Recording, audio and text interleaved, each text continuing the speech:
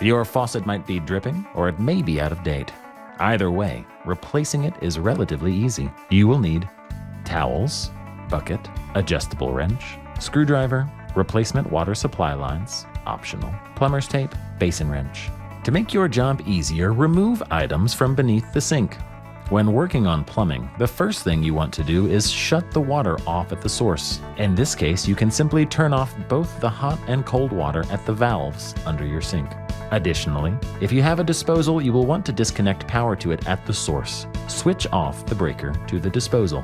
A towel or two on the bottom edge of the cabinet opening will provide some padding for your back. It's also a good idea to have an old towel and a small bucket handy for the water stuck in the lines attached to the faucet. Now we are ready to get to work.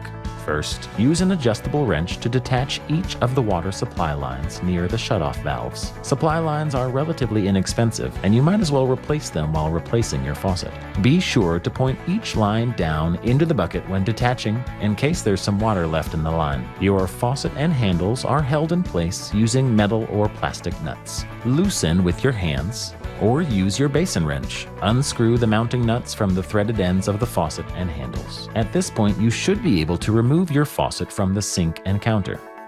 While the faucet is out, we see we can use a little caulk, so we do that while the space is clear. Now it's time to install your new faucet. Most water supply lines will need plumber's tape, but new faucets come with a compression fitting that has a rubber gasket that acts like plumber's tape, so you won't need any.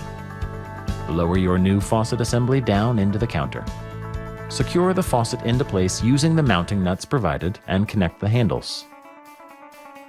Now, attach the supply lines to the faucet lines and shutoff valves. Hand tighten the supply lines to the faucet connections, and then continue to tighten using an adjustable wrench. Once all of your connections are tight, you should be ready to test your water. With the faucet open, slowly turn water back on at the source. Wow!